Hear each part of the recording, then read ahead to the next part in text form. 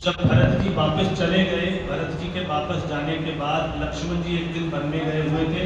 भगवान राम के मन में ऐसी लीला करने की इच्छा जागी। उन्होंने सुंदर ताजा फूल उतारे और भगवान ने सीता जी का श्रृंगार करने का मन में सोचा।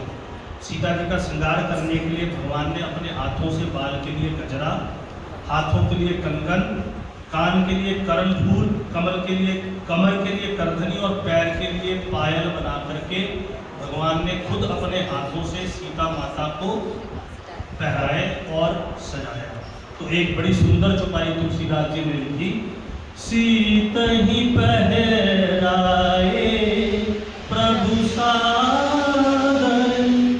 भी बहुत ही सत्कार के साथ प्रभु ने सीता माता को श्रृंगार करा और उनको फूलों के हार पहना करके उनका श्रृंगार किया। ऊपर से सभी देवता ये लीला देख रहे थे। जो देवता ज्ञान वाले थे वो खुश हुए, परंतु जो इंद्र देवता का बेटा जयंत था उसके मन में एक भाव आ गया कि यार ये भगवान नहीं हो सकते, ये कोई ड्रामेबाज बैठा है नीचे, ये कोई प्रभु लीला नहीं कर रहे, ये कोई ना कोई चक्कर है।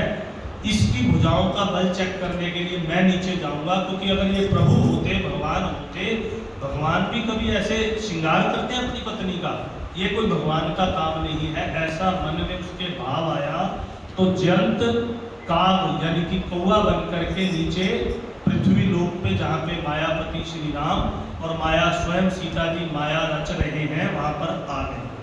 सीता जी ने देख लिया, सीता जी को कौन सी माया, खुद माया तो उनको पता नहीं चलेगा, उन्होंने दूर से देखा, अच्छा ये तो जयंत है इंद्र का बेटा।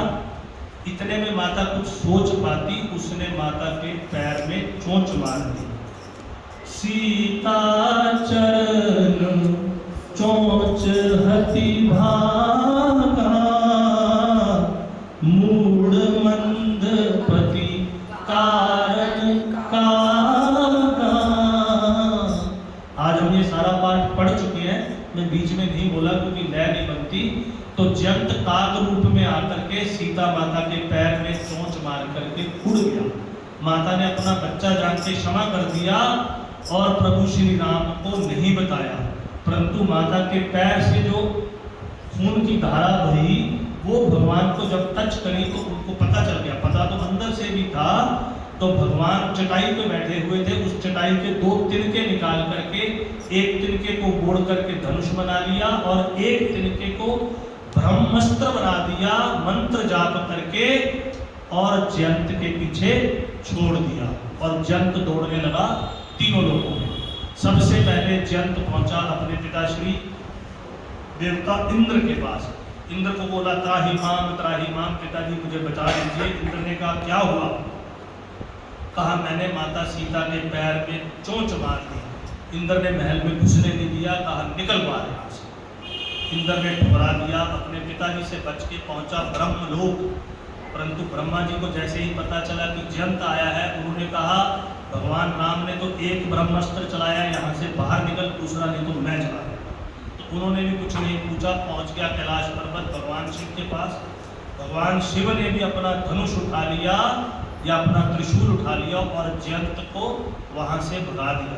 कहने का मतलब फिर वही जो मैंने एक चौपाई चुन करके लिखी है, काहूं बैठन कहाँ ना होई, राख को सकहीं राम का द्रोही।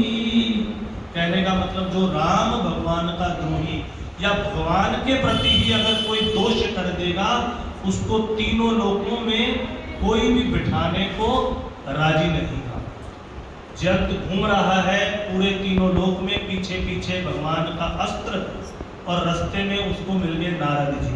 जो चौपाई मैंने गा करके भी बीच में भेजी थी, नारद देखा विकल जयंता, लागी दया कोमल चित संता। नारद जी मिले, नारद जी के मन में, संतों का चित्त कोमल होता है, उनके मन में दया आ गई। एक्चुअल में नारद जी को क्या दया आई? नारद जी को स्वयं भगवान श्री राम ने ही प्रेरित करके जंत को ठीक रास्ते पे लाने के लिए भेजा।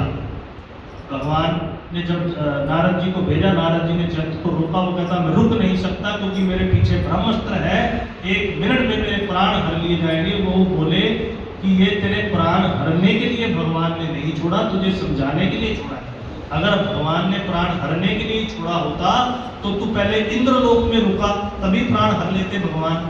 फिर तू ब्रह्मलोक रुका, उसके बाद कैलाश रुका। ये चाहता क्या है बेसिकली कि ये तुझे शिक्षा देना चाहता है कि जो भगवान राम का द्रोही है, लोगों के प्रति अगर कोई पाप करे तो उसको भगवान बचा सकते हैं। तूने तो भगवान के प्रति ही पाप कर दिया। अब तेरे को बचाने का एक और एक ही कारण या एक ही उपाय है, जाकर के भगवान राम के चरण पकड़ ले।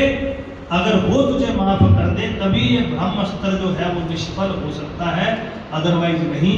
फिर एक और बात, बिन हरि कृपा मिल ही नहीं संता। भगवान राम की ही प्रेरणा से नारद जी गए थे जंत को समझाने बुझाने के लिए। उन्हीं की कृपा से नारद जी प्रकट भय, अदरवाइज तो जंत का काम उसी दिन निपट जाता। जंत थकता हारता भगवान राम के चरण में पहुंच करके अनुनय विनय करने लगा। भगवान ने पूछा अब क्यों आया है दोबारा? तो जंत बोला हे भगवान, मैं पहले क्यों आया था, क्यों मार दिया माता